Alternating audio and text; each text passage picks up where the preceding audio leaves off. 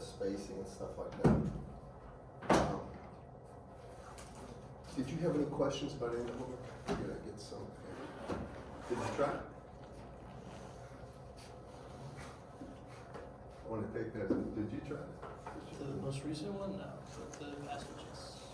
What's that? The most recent one, no, but the passages. All right, well, the array stuff is kind of important, but I can tell you that there's one thing I'm going to talk about with array theory.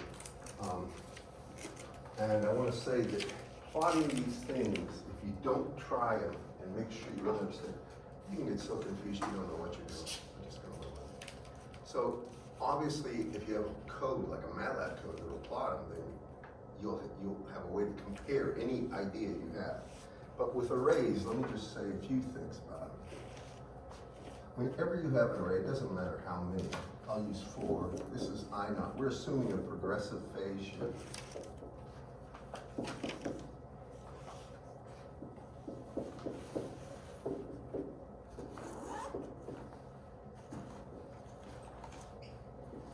And the separation distance, let's say, they're all D, of course, but D right here, and now I'm going to show you some tricks with arrays. Matter of fact, let me just make it 3 elements. It'll be easier to see this. Only 3 elements.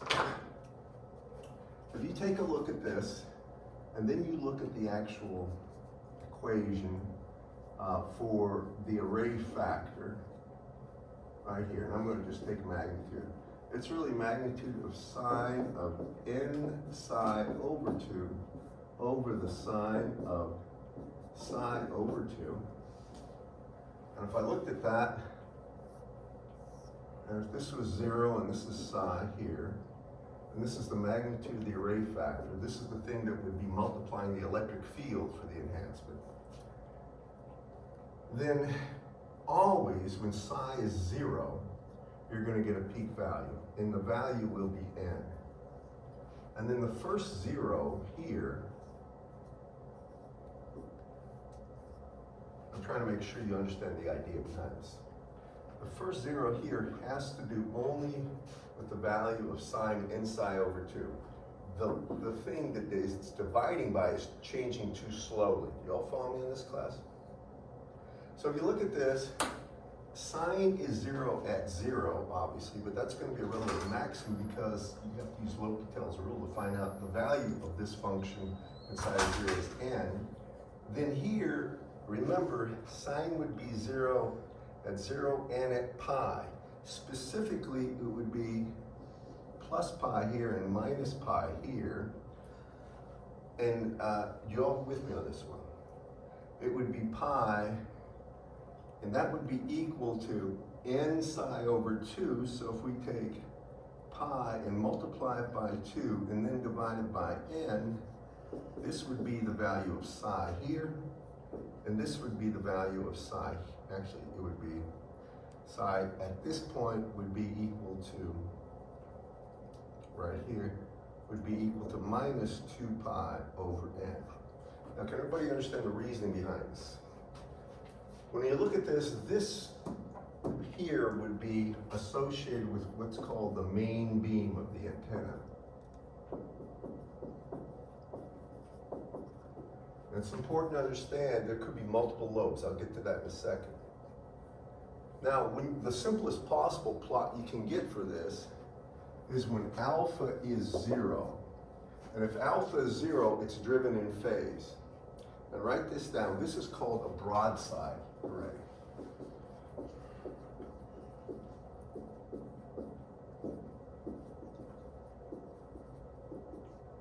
Anybody want to take a guess why it's called broadside? Some of you probably know. Where have you heard the term broadside ever before? Say in an old naval movie. Remember ships, the old ships, they used to have all their cannons on really either the port or starboard side, and they'd have an array of them. And when you did a broadside, if you wanted to shoot at that wall, you would bring your ship so that all the cannons would be aiming, it would be normal to the actual direction of the ship, or should say perpendicular, so they're all aiming that way. That's called a broadside. Now, a broadside array is going to have the main beam pointing directly perpendicular to it. But when you find the actual, we have, say, alpha is 0. Let's make n equal 3 like I did. And now we're going to make the spacing something reasonable. You're going to have to know how to do this, so that's the reason I'm doing it. Because you didn't do it, obviously. I'm trying to make sure you understand this. Now D can never, if it's ever more than lambda over 2, then the actual pattern you get over part of the array, or part of the actual sweep, will be repeated again. And that has to do with constructive and destructive phase interference. So I'm going to make D something reasonable, and I'm going to say it's pi over 4, or better yet, I'm sorry, let me make it in terms of wavelength. I'm going to make it lambda over 4. So it's a quarter wave spacing. Does everybody follow me on this? If it's a quarter wave spacing, now I look at psi, and psi is equal to beta D cosine of phi. Phi is the actual angle. It's important you understand this. When I talk about phi, I'm talking about this angle measured with respect to the radius vector and the direction of the array. Everybody follow? The vector of the array is this way. And you might want to just call it a bar. And this is a vector too. So it's that plus alpha. Y'all with me? Now here, I told you that this is the equation, right? And we know, and I said that the peak value, or the main beam, will be pointing in the direction for psi, it's called psi, equals 0. Y'all with me? So now we can figure out what that direction is based on phi.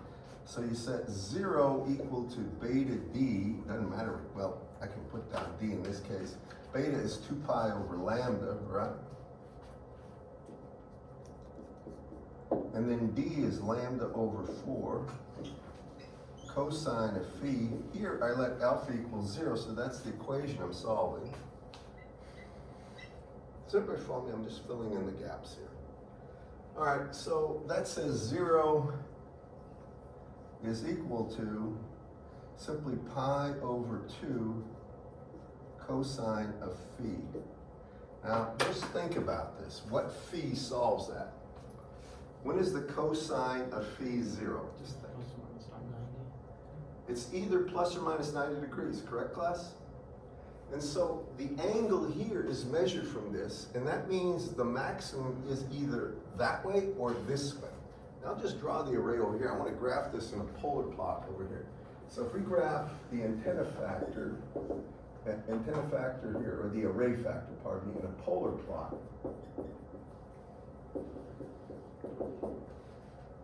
then I can see the array is along this axis. I should say it this way.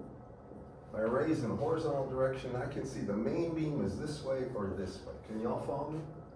And the value, if you wanted to give it a relative magnitude, would be 3, because there's 3 elements. That would be the peak value. Usually you normalize everything and divide by the maximum value. But y'all with me? Okay, now the next thing I have to do, think about this equation. The equation we're using will be psi is equal to, in this case, it's pi over 2 cosine of phi, and alpha 0. This is the value that we'll be using.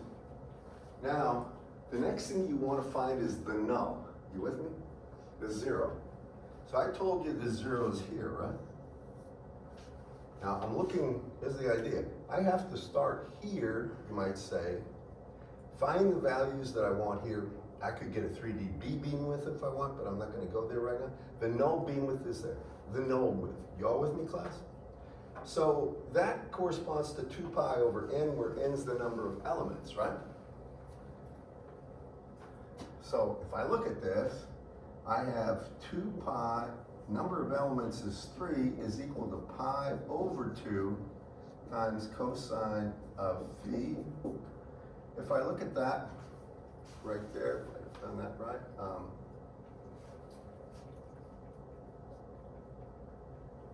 let's see if that's even possible. If I got that, I can't get a cosine of 4/3, can I? You agree with that, class? So what's the next thing that I can do here? Let's see.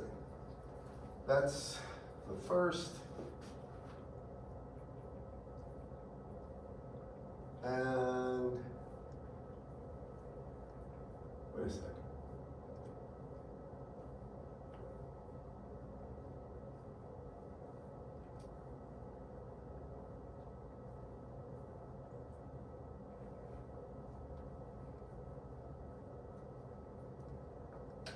Might have done that wrong. Hold on. I think I got it right. I have n psi over 2 is equal to plus or minus pi. Psi is equal to plus or minus 2 pi over n.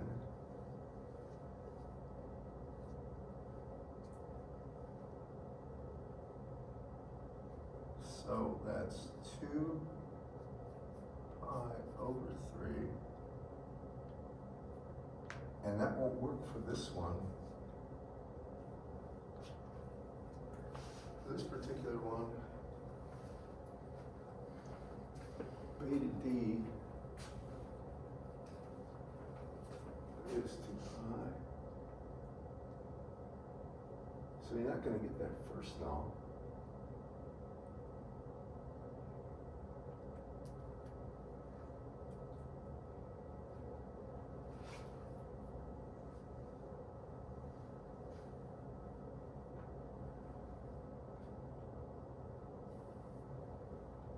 Is that right? Has to be right. 2 pi over 3. I can't get a value of 4/3.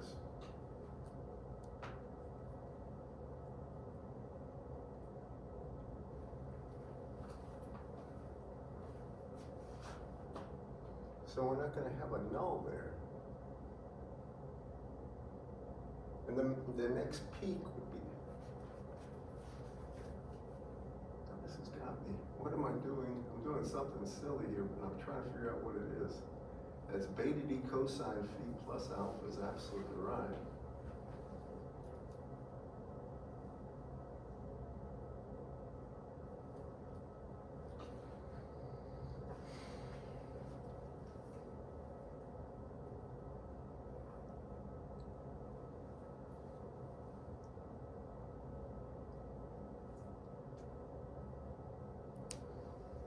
Would n have to be 4? It doesn't matter the value of n in this case. I'm doing something fundamentally wrong because here, if you look at this right here, if alpha is 0, oh wait a second. This is a broadside.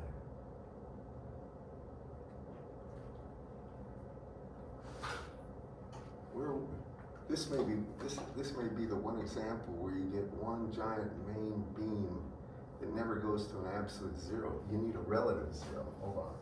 So this is the problem with this one. So this is the value of psi, but now if you take a look at this,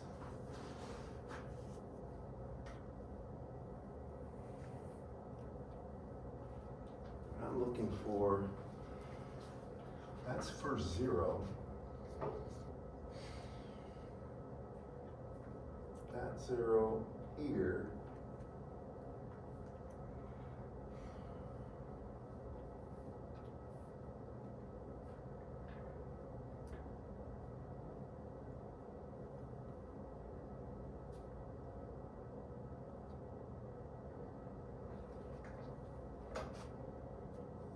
Wait a second.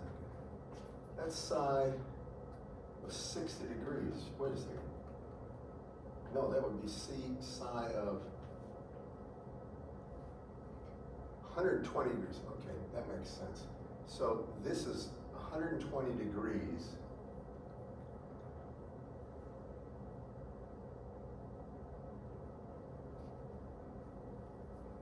I'm just trying to think of one. I got an idea how to do this one, but that would be 120 degrees of size equal to that sine of pi. That still won't work.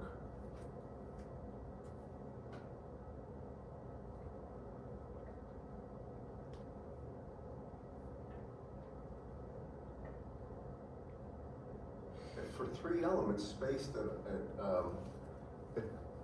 pi over 4, you know what you're gonna get? I just realized this. You're gonna get this. You're gonna get a main beam that'll look like this. It'll come down to a relative minimum.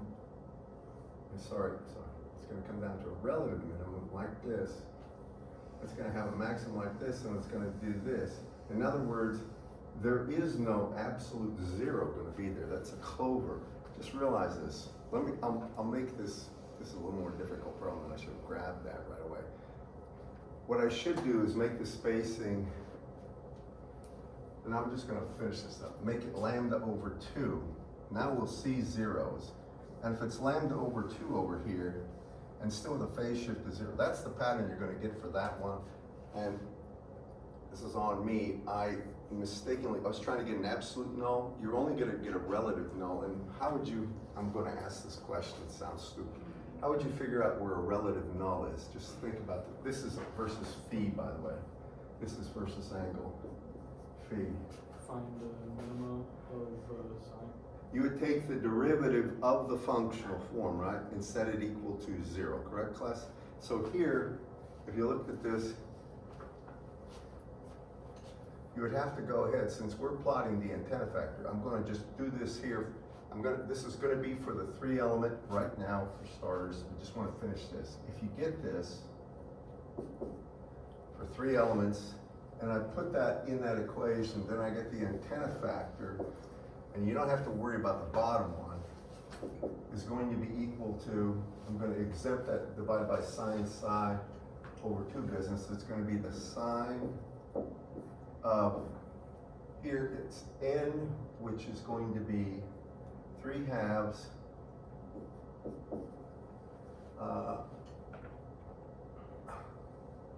n over 2 is 3/2 times psi, which is pi over 2 times cosine of phi, I'm sine of phi, pardon me, sine of phi.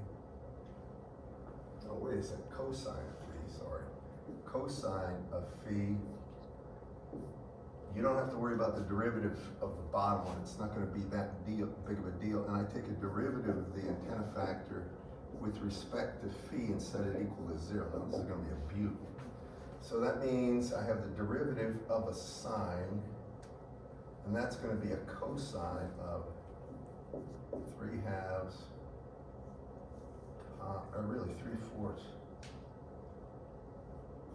pi cosine of phi, and then a derivative of that center term, which is going to be 3 pi over 4. It's going to be sine of phi equal to 0.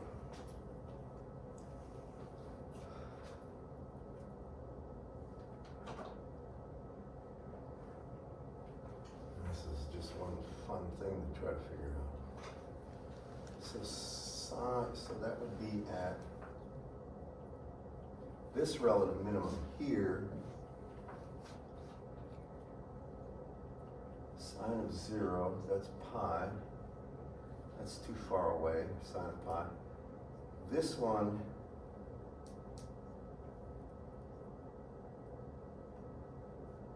so this is actually going to be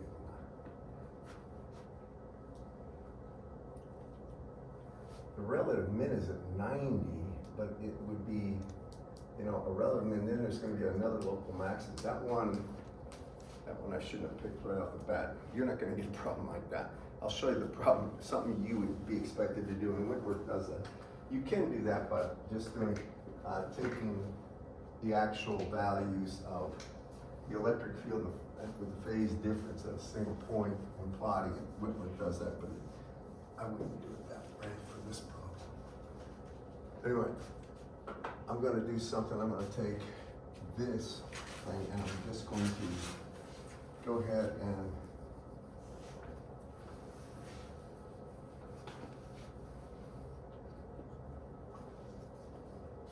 I'm still going to keep alpha 0, but I'm going to make this pi or lambda over 2.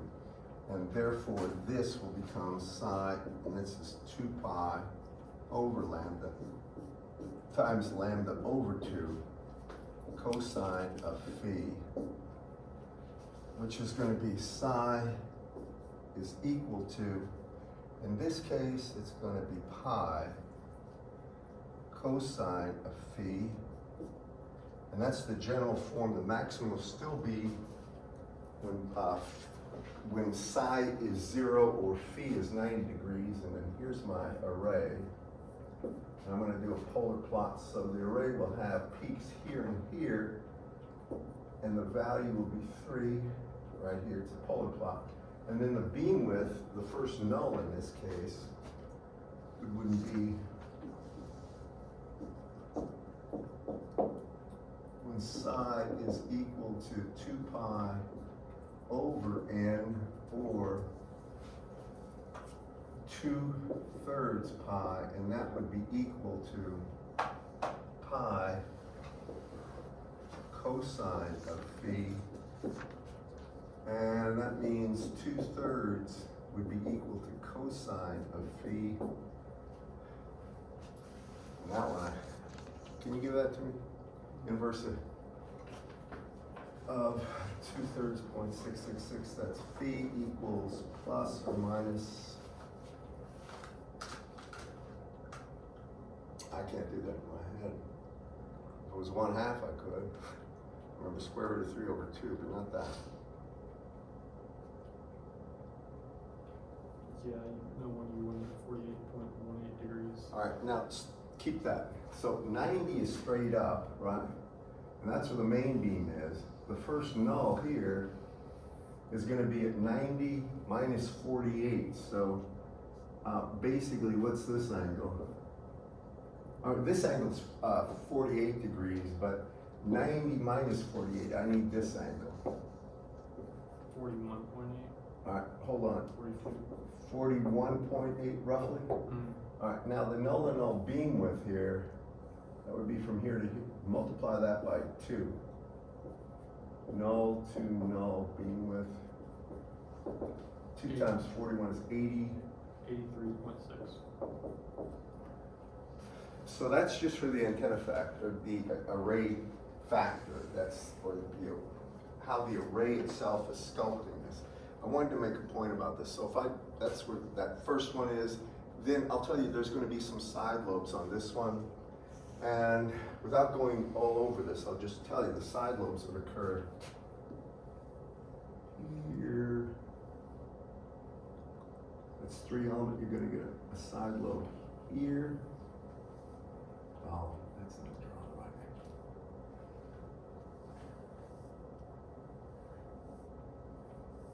And then you're going to get this. Has anybody tried to do the plot that I gave you, the plotting package with MATLAB or not? You all have access to MATLAB, don't you? And if for whatever reason you don't, there's a tool called Octave. Have you heard of Octave, anybody? It's OCTAVE. It's the free version of MATLAB.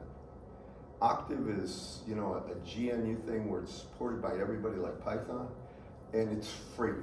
And you don't need a license or anything like that, but it doesn't do the detail. Like MATLAB's very fast and also has nice plotting features, but that stuff, Octave, is what I use for everything when it's hard to get my FlexLM license to work. And it will plot these things. I really should show you this so you get a little more familiar with this, and then I'll tell you specifically what I'd be expecting you to do. I was doing this, I sent you that plot.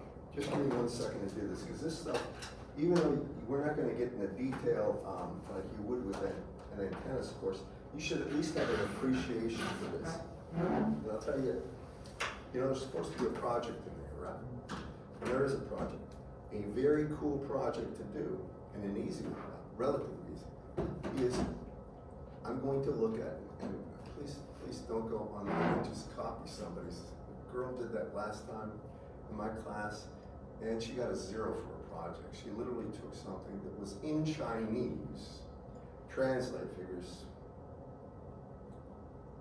What's the likelihood of some kind of a plagiarism check finding that, right? Well, Auburn pays money for this plagiarism check, so all the projects that come into this class, you upload them, and they go through this plagiarism check, flag it, is an exact just copy. It says, you know, the design is mine and mine alone. And basically you say, this is all my work. And then when it isn't, I talked to the department chair about this. You can't give her anything. You gotta give her a 0. And it can really hurt. You can fail just because of that if you're not careful. So when you do your project, and this is getting to the point where I should mention this over and over again, think about something unique. And could you send me a message to send you what's specified in the requirements of ABIT when we have an accreditation agency that comes here and they look at these projects to see if in fact they meet the requirements? It's supposed to be something you come up with that's related to the course, that is unique and some way beneficial. And I'll give you examples of some of these projects. Probably a lot of you haven't thought about that. And it's my fault for not reminding you. I want to show you some of these plots, because when you actually look at these plotting packages and compare that to what you get, you'll see they're not hard to do.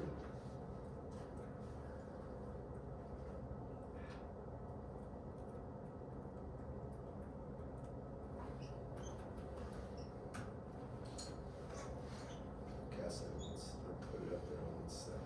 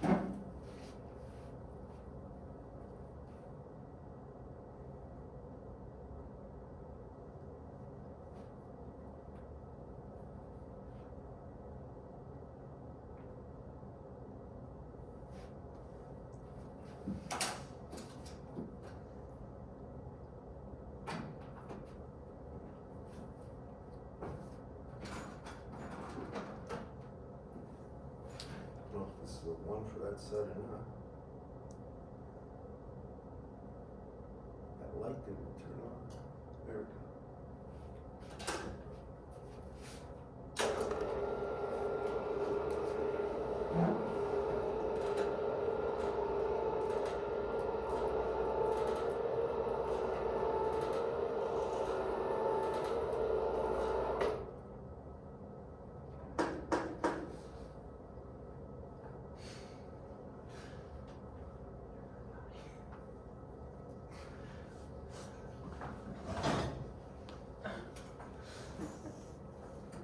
What gets you thinking?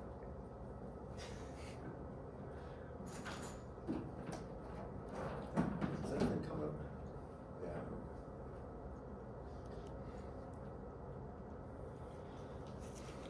Okay, and you can leave the lights on. I want you to just see this. This is the plotting package I gave you.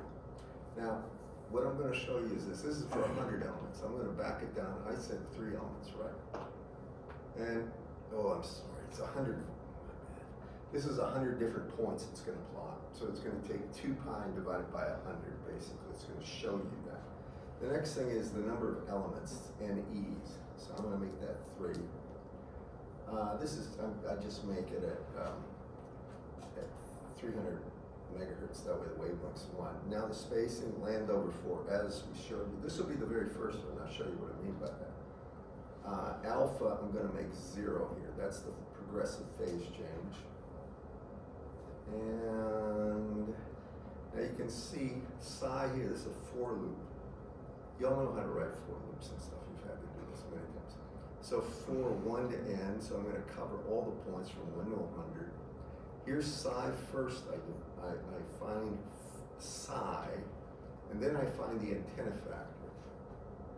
And then, after all that's done, this is all cataloged. I should really have had predefined the size of that, but then at the end down here,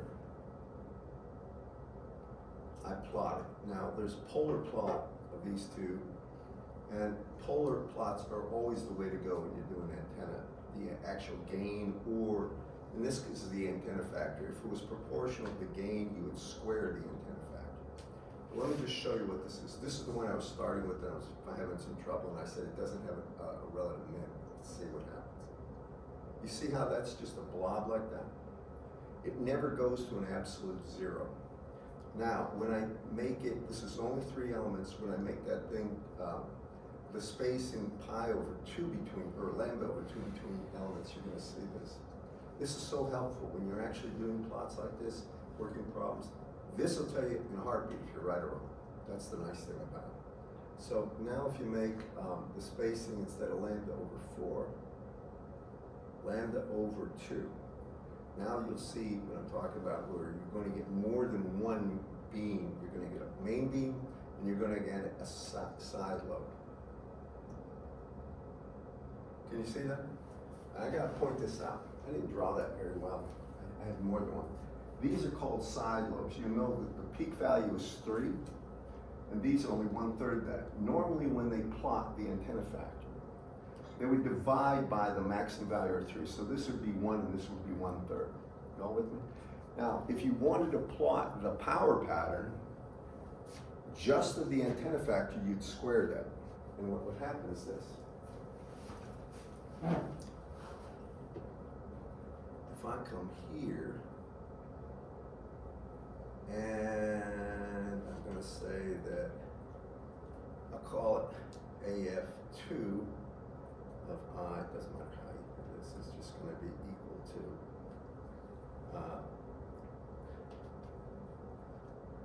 AF of I, AF of I, and squared. And if you all know that you put a semicolon after everything so it doesn't just reappear. Now if I run this,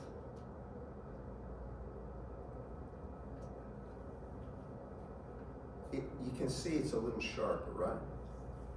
You can, by the way, you can plot these in dB. You can get rid of that 3. Wait a second, it shouldn't be 3. Oh, I know why, because I plotted just the array factor, not AF2.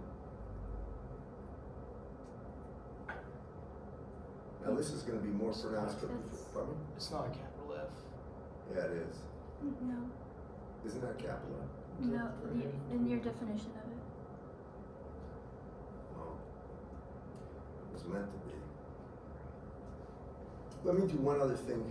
Here's what they normally do. They take this and divide it by the number of elements. So right here, I'm going to take 1 over NE. Is it any the number of elements? Yeah. And times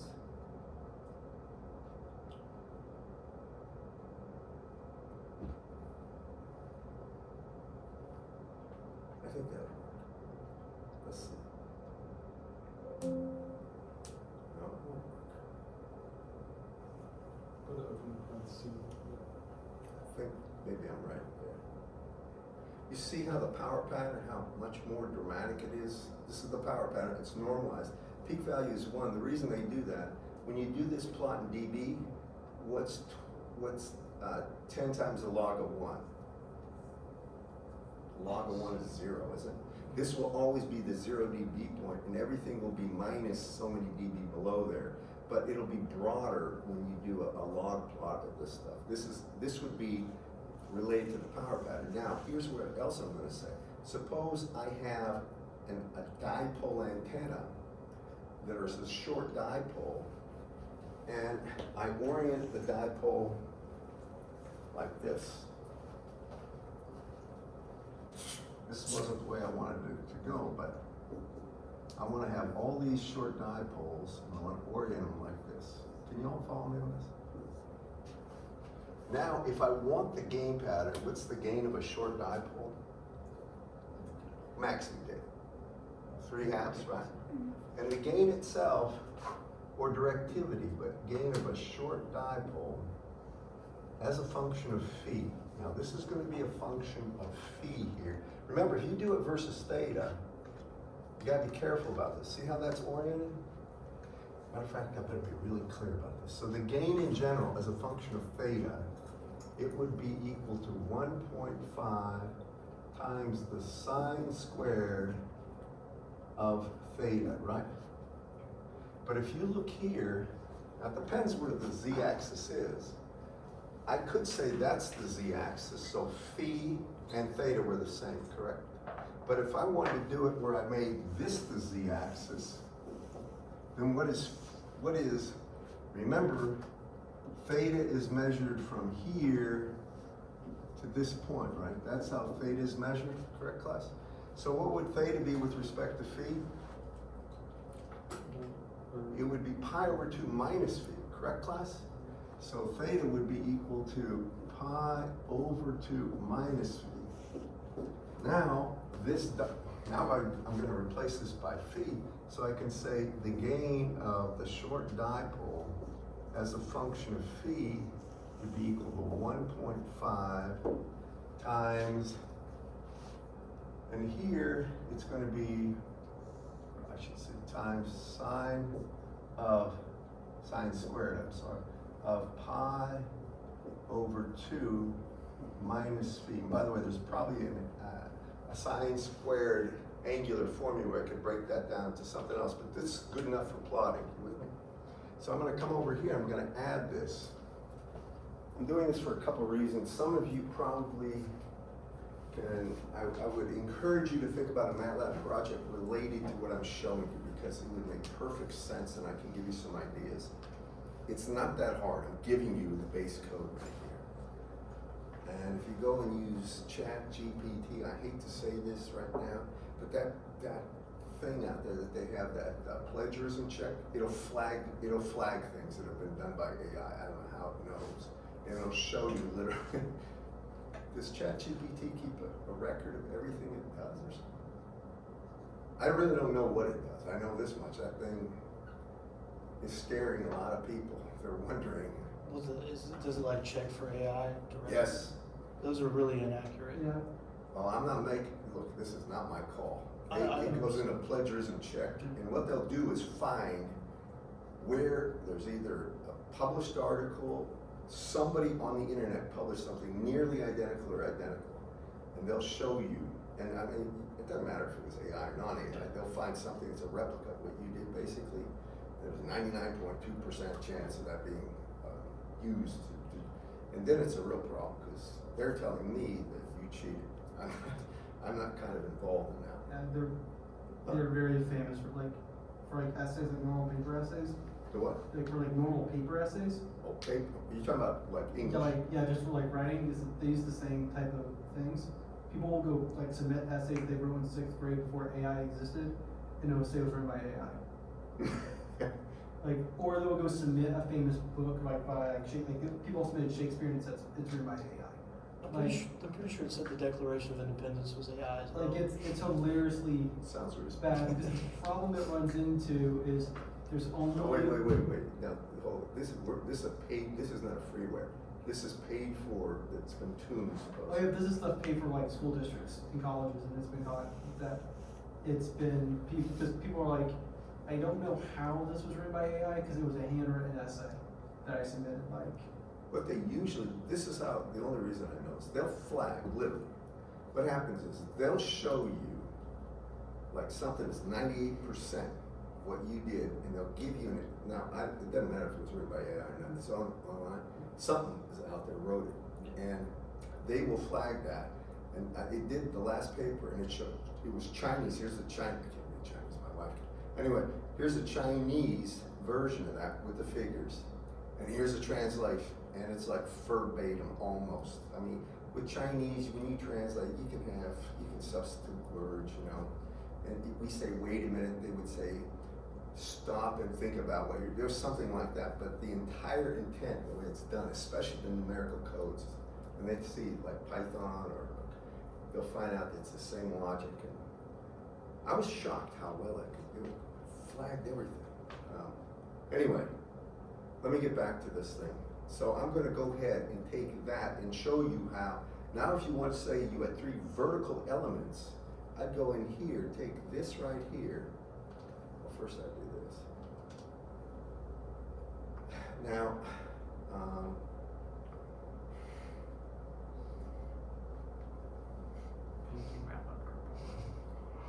you know, that's the thing I hate about this. It goes ahead and gives me what it thinks should be here. Well, because you can use Copilot, so out of sheer curiosity, how does that work I don't for know. anti-AI when MATLAB now has built-in Copilot? That, you're asking me the wrong question, because I have no idea. I just noticed this Copilot thing when I downloaded I this think it's version. only in 2025. So I Can't you think get rid of it this just thing? came out. Yeah, it's like I have the 2024 version downloaded on my PC, and it doesn't have it. Well, I think I just detuned it, hopefully. All right, let me just try something. So where's phi? Okay, so what I need to do right here is I need to say E, this would be the elements phi.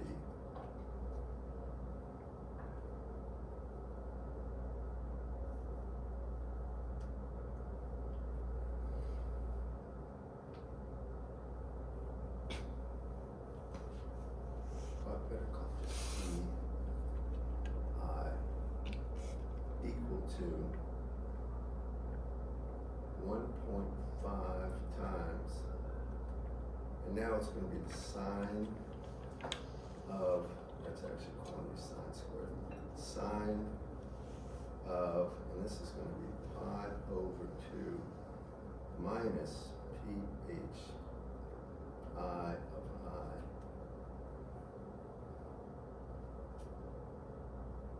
And then squared, right? Let's see if that works. And then I take down here.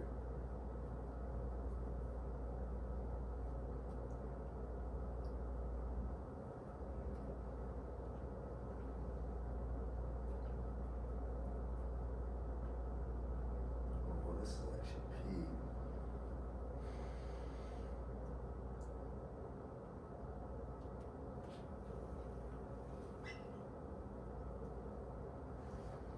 Okay. And hopefully this will work. I think I might get there right here. Maybe not.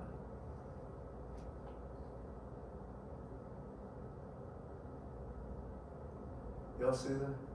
Now one thing you notice is nothing like the first pattern.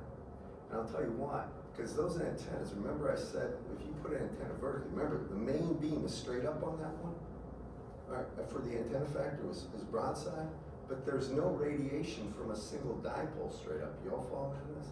But if I tilted those dipoles, and I'll take, instead of having and I tilted them this way, then you're gonna see a tremendous enhancement. Do y'all follow me? So I'm gonna go ahead and do that. And what I'm gonna do is right here, I get rid of the pi over 2, and now I moved it by 90 degrees, and now they're horizontal. Can you all follow me on that? Let's see what happens. I bet you it's going to be super, super strong and narrow in the vertical direction. Let's see. Well, they got rid of all the side lobes. I mean, if that's what you would want. Now, something else you can do that you can't see here, that beam you can steer by changing the phase. And I'm going to try to do this. I'll send this to you. This is not meant to be something that's unavailable. But if I had, where's alpha? All right, so it's plus alpha, right? So if I made alpha right here, made this a function of I, let's see if I can do this. Oh, wait a second. Yeah, I can do this. Will you have to nest for Huh? Pardon? Will you have to nest it for them? I'm going to, yeah. It has to be outside of this, but what I need to do is say over here, I think I need to put a pause in here too. Have another for J equal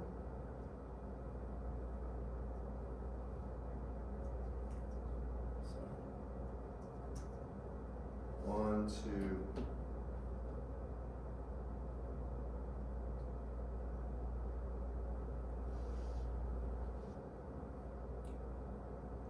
gonna say 20.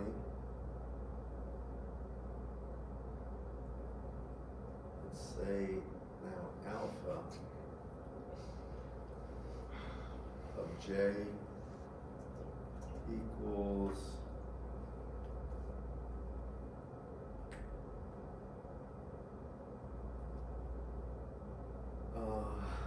pi over 40, no, let's say pi times j divided by 40. This isn't going to be a big, let's say pi is 180. Let's do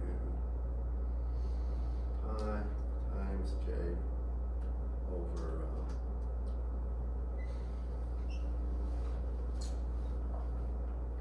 yeah, over 40. We'll try that.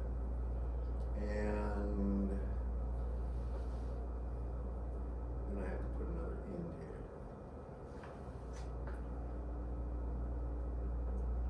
And I think that's right. Let's see if this works.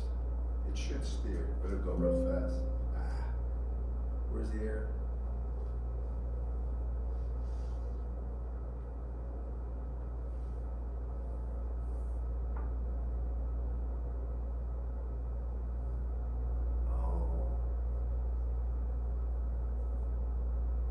I should just call this alpha, right? I'm not sure that should make a difference. Let's see. All right. It's not steering the beam at all.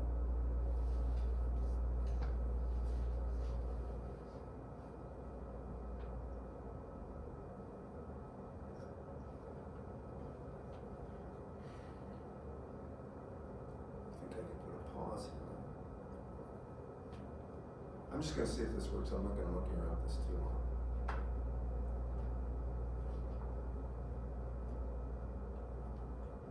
But now, oh, do you have to put the increment in here? Something like that.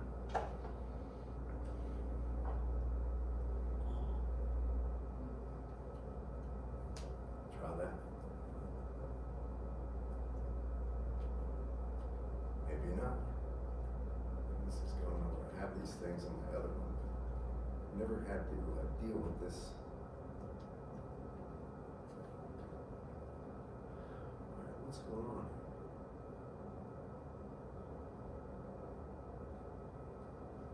Alright, we'll try. Alternate control P. Control Shift P. Never mind. All right, anyway, I'll send you one. I have these things. I've never used this version of MATLAB, and this thing that keeps on suggesting things irritates me. But I did want to tell you one thing. And let me, before I just shut this whole thing down.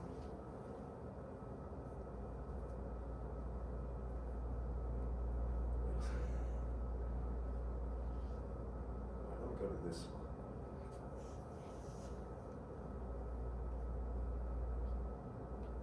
Question is MATLAB owned by Microsoft? No. What does it use Copilot? What's its number?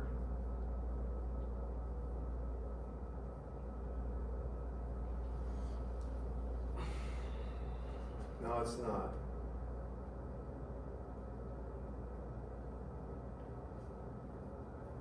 Here's the original, right? No, it doesn't work. Oh, because I got Copilot.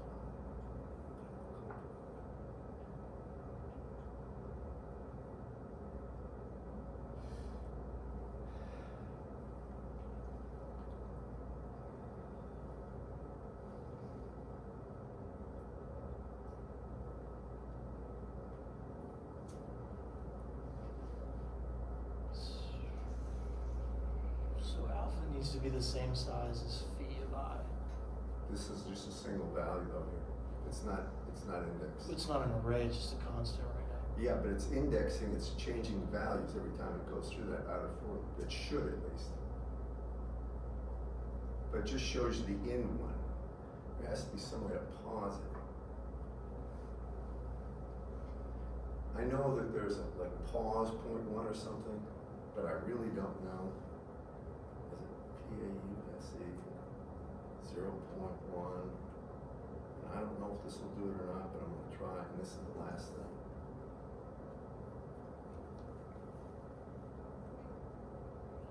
It's not. I'll send you a code that does it.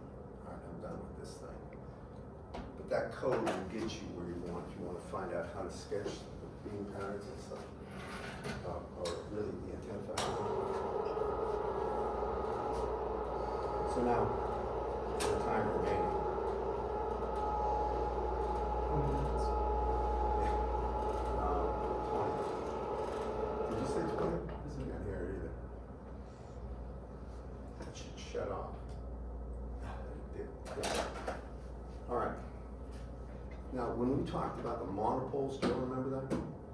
The one big thing with a monopole is the radiation resistance is half, and the gain goes up by a factor of 2, even though the pattern, like a quarter wave monopole and a half wave dipole, have the same exact pattern above the horizontal plane. You all know this, because the difference is that the monopole itself has a radiation resistance of 1/2 that of the dipole, whatever the equivalent dipole is.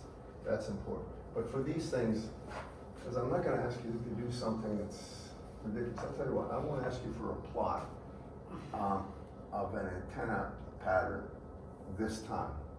Just simply because I didn't do a good enough job on this. I don't think. But I want to get on to the next thing because I want to stay on schedule. And this next stuff is not hard, but it is very important.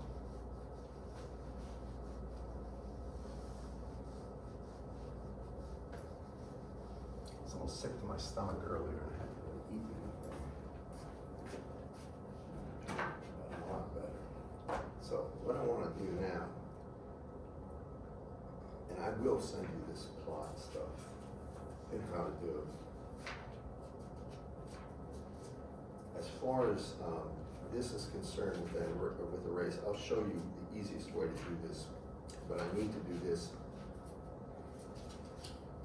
like Friday and stuff. We've done everything in this chapter 8.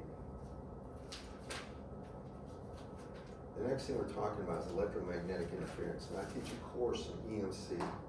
This is something that a lot of people, they don't know about. When they talk about electromagnetic compatibility and interference, one of the biggest problems out there in densely packed electronic environments like the top of an aircraft carrier, or if you're in any kind of place like air traffic controller, or if you're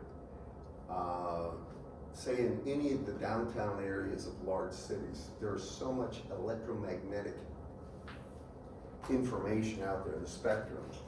There's also problems. Do you all know who the FCC is? The Federal Communications Commission. That's the organization in the United States that dictates what's the allowable emission, not vulnerability, but emission of everything that goes out the door. And they have very strict standards, and if they catch you violating, like an industry violating, there's huge fines and you can get in a lot of trouble. And the main reason is it can cause literally failures of mechanical devices like automobiles or planes, or things in the medical community, heart monitor, things involving your heart and stuff like that can kill people. So just before we get into EMC, I got to give you a little perspective. When I was in 1987, I was on an aircraft carrier, the Eisenhower, and I was doing electronic warfare. I was not active military. I was a consultant, paid consultant, but I was there with Auburn, Virginia. I was out at sea in the Gulf of Mexico, or Gulf of America. Anyway, was out there and learned a great deal. One of the things I learned is I hate ships. I hate to be out there for days and days and days. And the only thing you get to do is see the sea and gray metal, and that's it, and you do your job.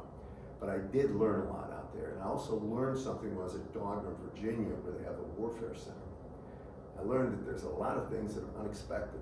So about 1986, 85, 86, cars went from what are called points. Do you know what points are for your spark plugs?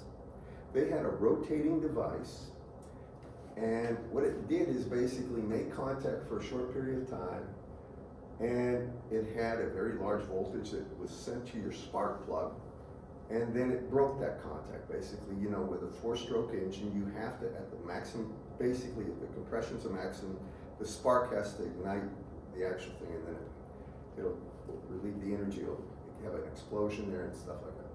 Well, it used to be mechanical.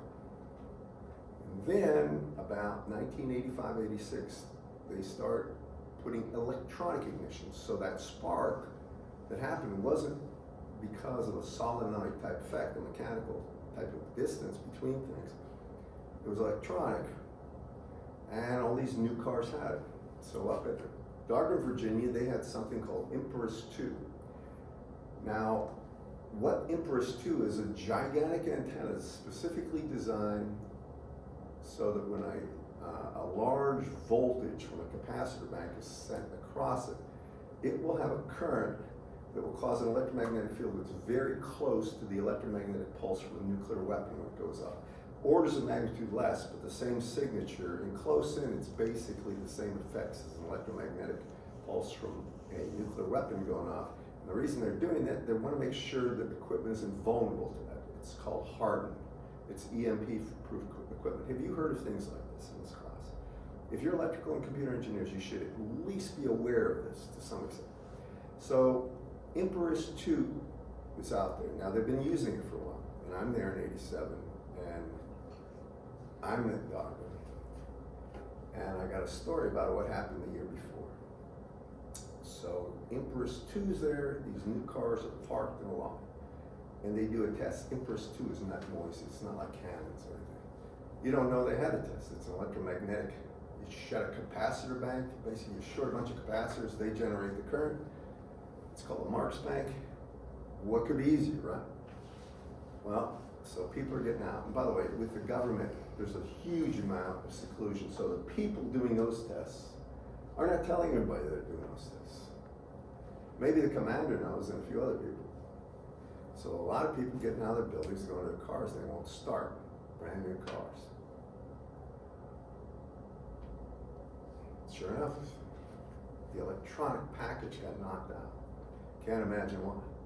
That's what that Empress 2 is designed to do. It's to destroy solid state electronics, and it does that by doing all sorts of major breakdowns. You know how if you punch through the actual, if it's CMOS, you break the actual capacitor, or you know, that oxide barrier, it's gone. Well, it does more than that. It's very disruptive to the silicon lattice as well. Anyway, so these guys, you know, brand new cars fail like that. Sure enough, it takes a while to the dealer to they replace it, and you're on your way. About 2 weeks later, or 3 weeks later, something like that, they did the same test, same result. Then a couple people that were in the facility that were doing the test realized what had happened, and they put 2 and 2 together, and they realized that stupid thing was affecting cars that far away, something like a half mile. I don't know exactly, but it's far enough away, so reasonable people would think it can't affect anything, but it did. So then, of course, they moved the cars way out of there, and they made sure it couldn't cause that problem. That was the first. The second thing I heard about, and it was at the same time. Remember, electronic ignitions, remember some of the things, and there were things called CB radios. Do you know what they are? All right, they're citizens band radios. Truckers use them a lot. People used to use them when they're driving down the highway. Basically, they need information about a rest stop or where the police are, or something. They use these CB radios. Well, people legally can only broadcast 5 watts with them. That doesn't mean they can't do things to broadcast more. They're called linear amplifiers. And somebody had one that's like 100 watts. So he took a 5 watt and sent out 100, which is illegal, by the way.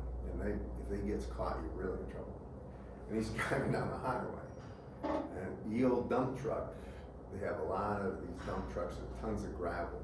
And I had a window knocked out by one of these large rocks when I was driving in Virginia, literally when I was going up to Auburn with Riggs, who's a professor, and I'll never forget this as long as I. So, anyway, driving down the road, and this guy keys his mic, and the dump truck starts dumping at like 60 miles an hour. It's full load of gravel. This is not a joke either. Just think about that. Talk about a ruckus. State police, everything. I don't know the aftermath and if anybody was seriously hurt, but I do know that that was a problem. this was brought to the attention of everybody in the base. Everybody in electronic warfare and stuff, you better know what kind of problem that might be out there lurking. Now, you don't know about this, but long ago, a guy named Senator John McCain, when he was a pilot, was on board something on the Forrestal. Does anybody know this story? And here they had U.S. Army helicopters landing on this, because this is Vietnam era. And one of these helicopter pilots keyed a mic, and it triggered a missile that was on McCain's plane. It's because the fusing on this was not designed to be immune to this type of triggering. Since then, everything's changed. And it dang near sank the ship. It flew up the, I think the tailpipe of the jet in front of it. I mean, basically set off a chain reaction. That blew up some bombs, that blew up more bombs, and the ship almost sank. They were very fortunate it didn't. The Coral Sea was the name of that, and it has been since retired, probably with a lot of patch holes all over the place. And it was a serious incident. I don't know how many sailors died. Anyway, that's the kind of problems that happen. And in the real world, what happens is this. If you have a device that is not compliant, that you bring in from, say, I don't know, Russia, something like this, and then you start using it around a hospital, possibly. Hospital stuff is very sensitive, the things that control people's lives, and you cause somebody to die, you might go to jail for a long time. There's all sorts of weird things that happen. So compliance, that's one part that has to do with the emissions. There's another thing that has to do with eliminating the problem at your end. If you have a phone, you don't want that thing to be interfered with by anything else out there. Now, you're fairly young people in a relative sense. Has anybody seen or known of, if you turn a hair dryer on, if you have old audio equipment, you'll hear 60 hertz, or you'll hear this brushes spark. Has anybody heard this? No? Well, you're not missing anything, but it's an irritating thing. That's because the wire brushes spark in their wideband. The wire brushes on the motor that are turning in your hair dryer spark, and they cause a lot of electromagnetic energy across the spectrum that your audio equipment, if you have a standard stereo receiver, will pick up. And it's an AM band, but there's still, AM radios are still out there, I think. AM bands and stuff like this. Any large piece of machinery like the elevator around there has electric motors that drive it. They've got brushes, they cause sparks. That can cause a huge problem for EMI and EMC. So either transmission of EMI you want to reduce, or the possibility of reception. That's the whole focus of this. And by the way, these are some of the highest paid people on the planet, are the engineers that are working at like, say it's not even Dynetics now, it's, what is it? Leidos, right? Leidos and these companies, my brother works there. The thing is, you get this design, take it from scratch, Intel, stuff like this, you get this great design, we troubleshoot, everything works perfect. And then you build the thing, right? And it goes out the door and it starts failing in the real world. There's something they didn't account for. So they gotta find a way to fix this in real time that isn't gonna break the company. And that's called the compliance engineers. They're very highly paid. And that's the guy that knows enough about everything so he can find a way to fix it without having the company go belly up or something like this. Now, I actually know about some of these cases. I had a student whose father I knew, he was at Penn State. His name is Joffe, and I think he's one of the compliance engineers, but Schneider is the other guy that's the head technical officer. Those two guys are at Leidos now, and talk about a fortune. They make probably more money than the CEO, because these are the people, when they get $100 million worth of stuff out there that has a problem, you can't just recall it all. You gotta find a fix you can send everybody, or do something that'll make it right. And that's the goal of EMC.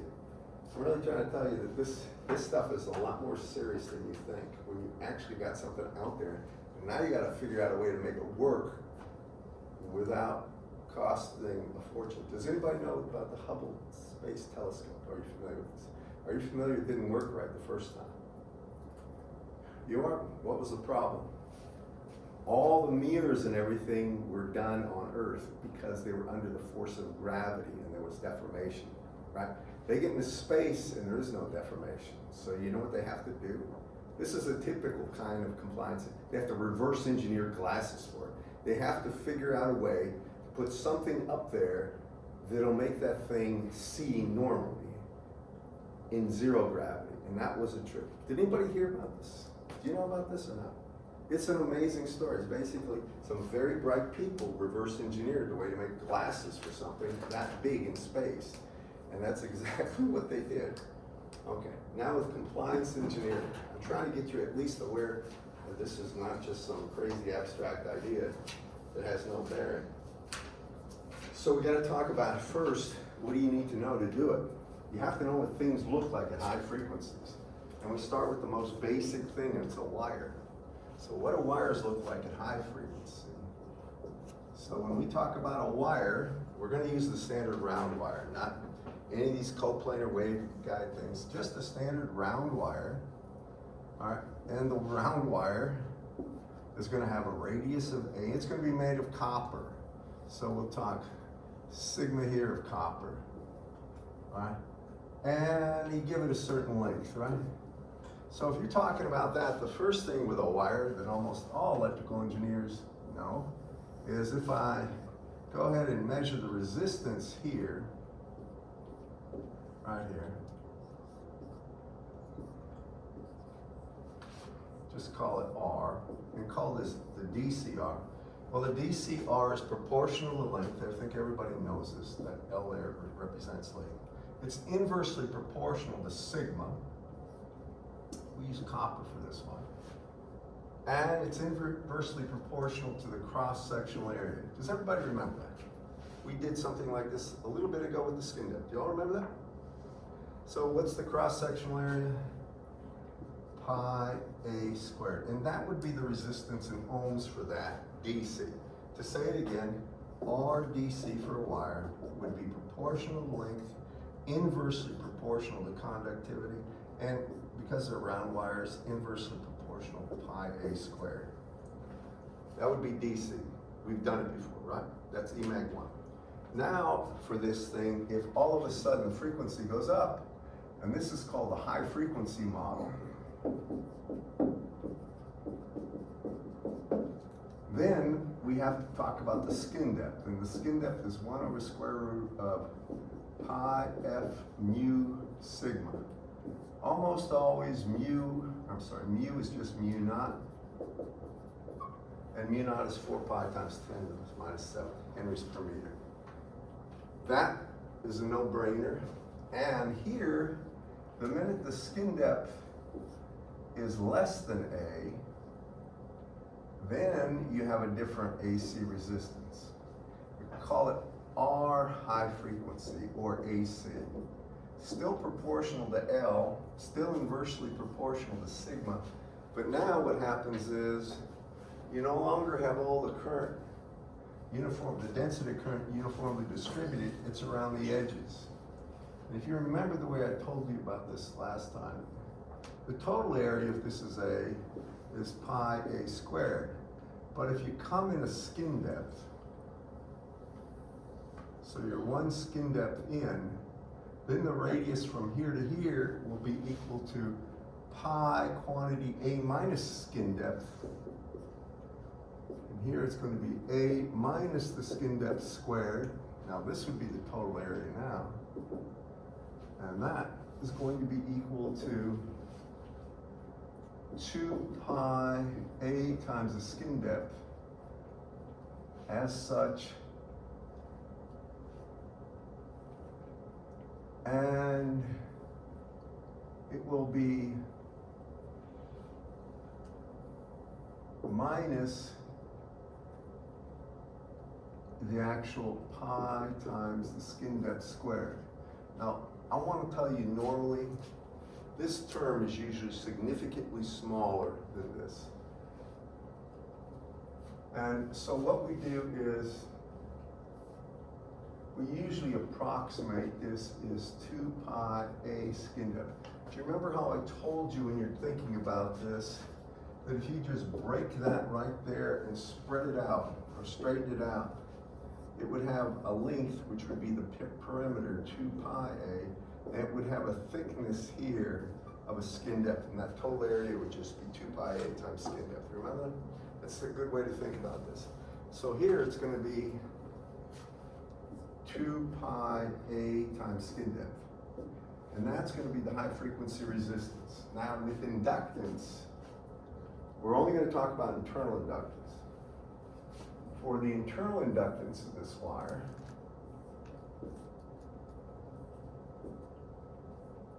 that's made of copper, so it's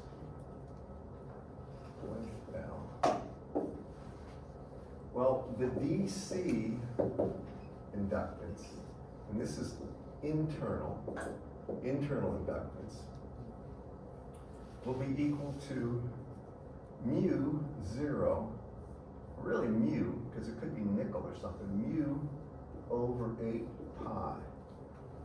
And then you would have to multiply it by the length, or times the length. I'll use LEN here for length.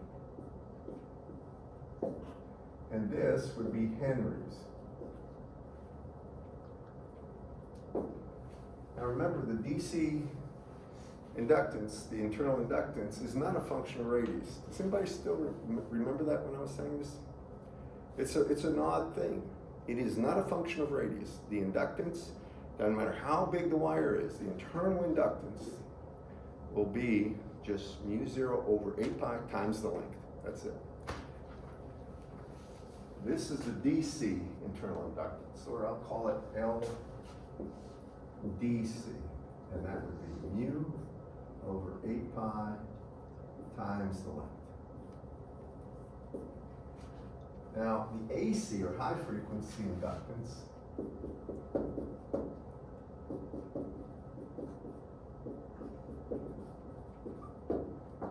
has to do with when the skin depth is less than A, and you might as well make it a lot less than A. Then the internal inductance, and this would be high frequency or AC inductance. Now you would get the mu over 8 pi, and then you would multiply it by 2 times the skin depth over A and times the length. And this would be henries. I want you to notice something. As the frequency goes up, skin depth goes down, and this approaches 0. And that's because all the current's running on the skin. There's no real energy inside that wire, inductive energy. Can you all follow me on that? I know I'm over by 3 minutes. I want to tell you, that's what it is for a basic wire. Now, there are 3 elements we concern ourselves with next. And the reason I'm going through this is I can go through these fairly fast. So I'm not going to do it today, but I can go through resistors, I can go through capacitors, and I can go through inductors. And I'm going to show you what they look like in high frequency. Everything at low frequency looks like it's supposed to. It does what it's supposed to do. But as you get into high frequency, they totally change, and that's where we get into EMI, EMC issues that are really super problematic. I'm going to ask you a question. Would it bother you if I gave you a quiz Monday and not this Friday? We have a test. We have a test on Friday. Oh God, what am I doing? I'm thinking about, I'm so sorry.